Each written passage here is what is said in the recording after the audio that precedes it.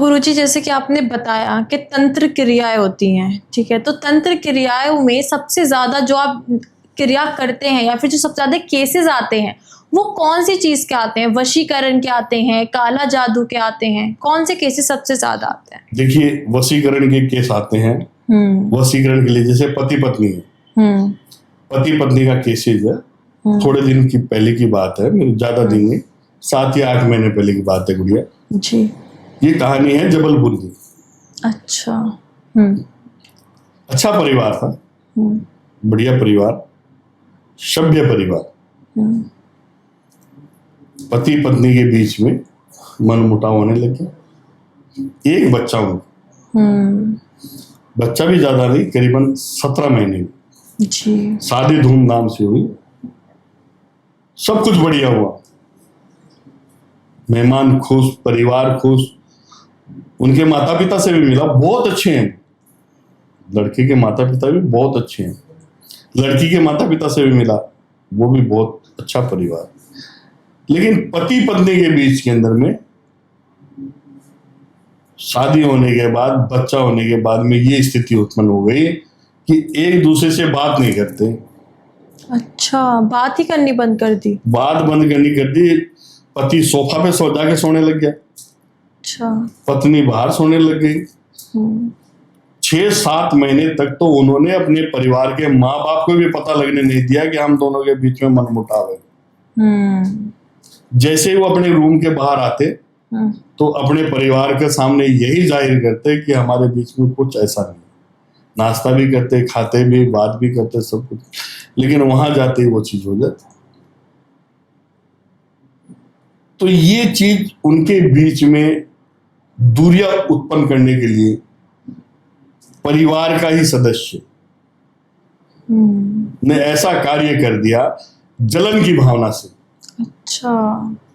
कि ये परिवार आगे बढ़ रहा है, काम कारोबार में भी है, घर में सुख शांति भी है, और बालक के रूप में उनके क्या है कि जो आज कहावत तो आपने सुनी होगी कि एक पीढ़ी दर पीढ़ी की बात है जी। तो वो पीढ़ी, यानी कि वो उनकी इतनी जलन की भावना हुई तो उन्होंने क्या किसी तांत्रिक से मिलकर तंत्र के द्वारा शमशानी चीज उसके घर में भेज दी और रोज भेजते हो। अच्छा।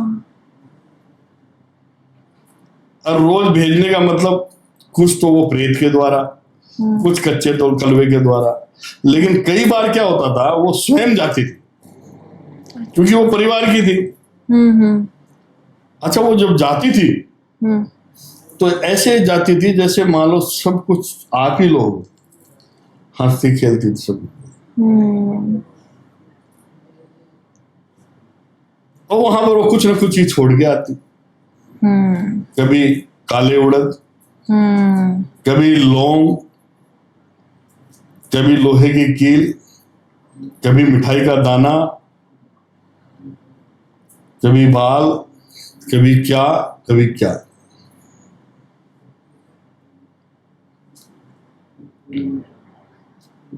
ऐसी स्थिति उस घर में उत्पन्न थी। तो उस लड़के की मां परेशान हो गई। वो कब परेशान हुई कि उनके सामने तो ये चीजें थी नहीं, उनके सामने तो सब अच्छी तरीके से आ रहे थे, जा रहे थे, चाय भी पी रहे थे। एक दिन वो ऊपर अपने मकान पे ऊपर जाने के लिए कोई चीज लाने के लिए गई। जब उन दोनों की बहस सुनी ने, जब उनका देखा तो फिर उसने ट्राई किया, कम से कम भी 15-20 दिन, महीने तक उसने ट्राई किया कि मेरे बच्चों के साथ ऐसा क्या हो रहा है।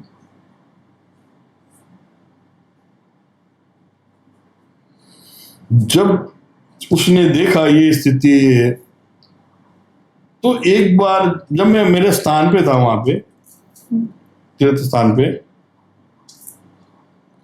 वो आ गई मेरे पास। गुरु जी ये बात है, ये बात है, ये बात है।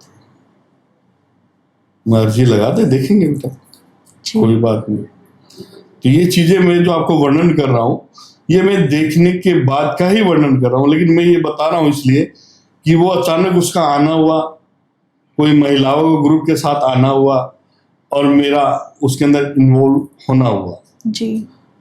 आज वो परिवार, उस परिवार का जो समाधान मैंने किया, सबसे बड़ी चीज है उस समाधान को कैसे किया जी। उस समाधान में कितना टाइम लगा और क्या क्या लगा। ये तो है नहीं कि मंत्र फूंका ये चीज हो जाए, क्योंकि उसके पीछे जो चीजें लग रही थी, जो कार्य उसका किया जा रहा था जी। जो सिस्टम उसके घर में बर्बाद करने का किया जा रहा था। अच्छा, धीरे धीरे क्या उसके कारोबार में भी फर्क पड़ने लग गया था, पति पत्नी के व्यवहार में तो पड़ने लग गया था, और साथ में क्या कि बच्चों के वजह से माता पिता में भी आपस के अंदर अनबन होने लग गई थी। धीरे धीरे उस घर का माहौल, स्थिति ऐसी हो गई थी कि पूछो मत। जब वो वहां पर स्थान पे आई, तीर्थ स्थान पे, जब उन्होंने मेरे से मुलाकात करी, जब उन्होंने मुझे जब बताया, तो मैं उनके घर गया और घर जाके मुझे पूरे विधि विधान से उसके अंदर मुझे समय लगा और मैंने उस कार्य को किया। मैंने क्या किया, मेरे महाकाल ने किया, शक्तियों ने किया, लेकिन आज भी वो परिवार इतना सुखी है कि उसमें किसी प्रकार की कमी नहीं है। जी गुरु जी,